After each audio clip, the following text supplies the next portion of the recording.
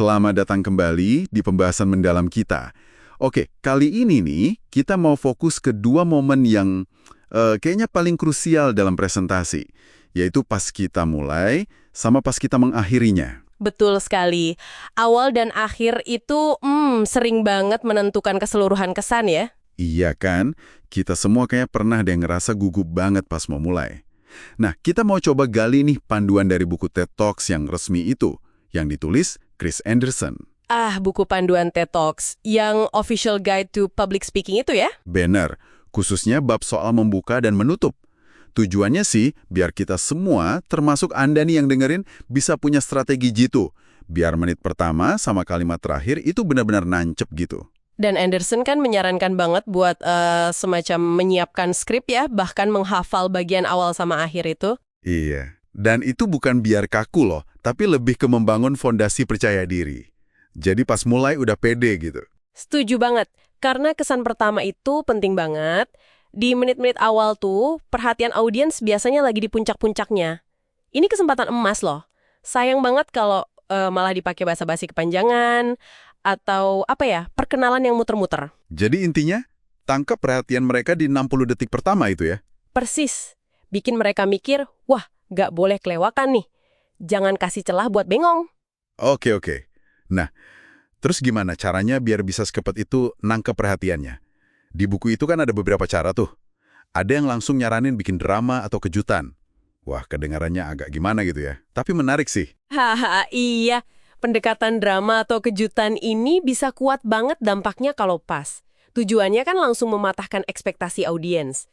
Contohnya kayak Mei Sun Zai tuh yang buka dengan, saya nggak mabuk, tapi dokter yang bantu kelahiran saya mabuk. Wow, itu pasti langsung semua mata ngeliatin ya.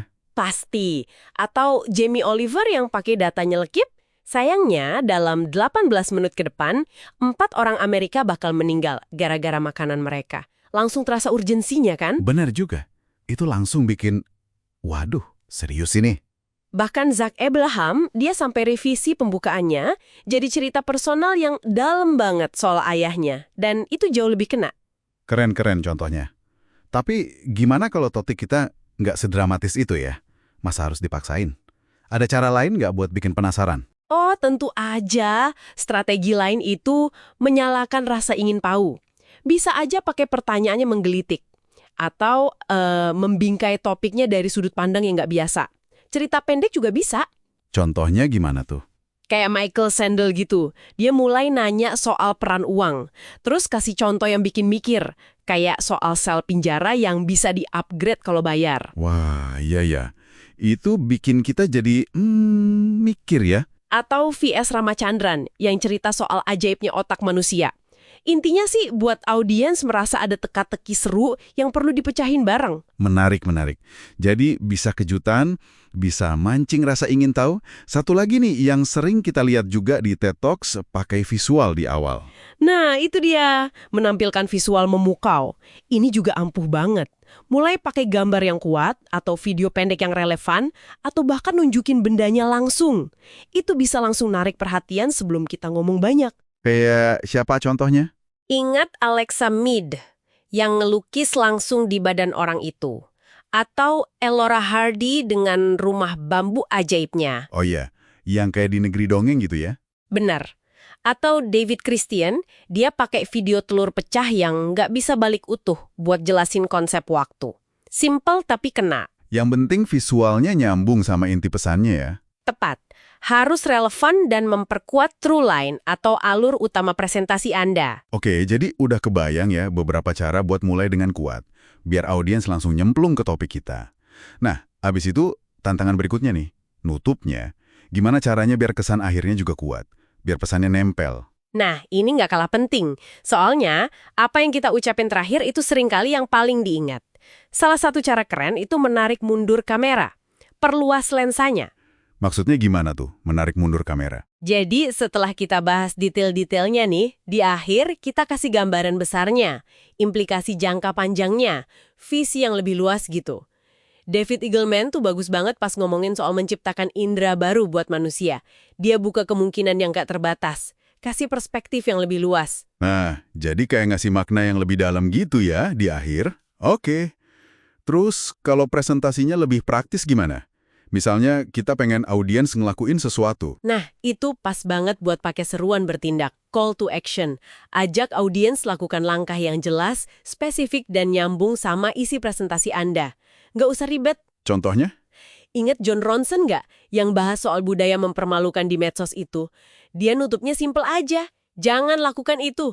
Oh ya, pendek banget tapi jelas dan nendang ya. Betul. Kadang yang lugas gitu justru lebih kena. Bener juga sih. Simple tapi powerful.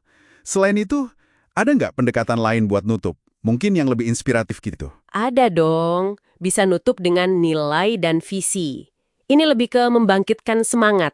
Sentuh nilai-nilai yang kita pegang bersama atau kasih gambaran harapan buat masa depan. Wah, kayak gimana tuh contohnya? Rita Pierson, yang pendidik itu, dia nutup pidatonya keren banget. Dia bilang, setiap anak berhak punya seorang juara. Kita pendidik, kita dilahirkan untuk membuat perbedaan. Ah, iya. Itu nyentuh banget ya. Langsung ke hati. Nah, itu dia. Penutup kayak gitu bisa berkesan banget. Jadi, emang kuncinya di perencanaan ya. Mau buka atau nutup, nggak bisa asal aja. Nggak boleh dibiarin menggantung gitu aja akhirnya. Tepat sekali. Rencanakan paragraf penutup Anda, bikin biar alirannya enak, elegan, terus akhiri aja dengan terima kasih yang tulus dan simple. Itu nunjukin kita hargain waktu audiens plus kasih penutup yang rapi. Jadi makin jelas ya, kesan pertama dan terakhir itu benar-benar punya power luar biasa dalam presentasi. Atau komunikasi apapun sih kayaknya. Merancang pembukaan dan penutupan dengan sengaja, bahkan sampai menghafalnya dikit, itu bisa jadi modal PD dan bikin dampak lebih besar. Betul. Dan mungkin nih, ada satu pemikiran terakhir buat Anda renungkan. Prinsip buka tutup yang kuat ini kan nggak cuma buat di panggung besar aja. Gimana kalau kita coba terapkan di komunikasi sehari-hari? Maksudnya? Ya mungkin pas mau mulai rapat penting, atau nulis kalimat pembuka email yang krusial, atau bahkan dalam obrolan personal biasa saat Anda pengen ninggalin kesan pertama atau terakhir yang benar-benar bermakna. Wah, itu pertanyaan menarik banget buat direnungkan. Gimana kita pakai ini di luar presentasi formal ya? Oke deh, sekian dulu pembahasan mendalam kita kali ini. Semoga ada yang bisa diambil manfaatnya ya.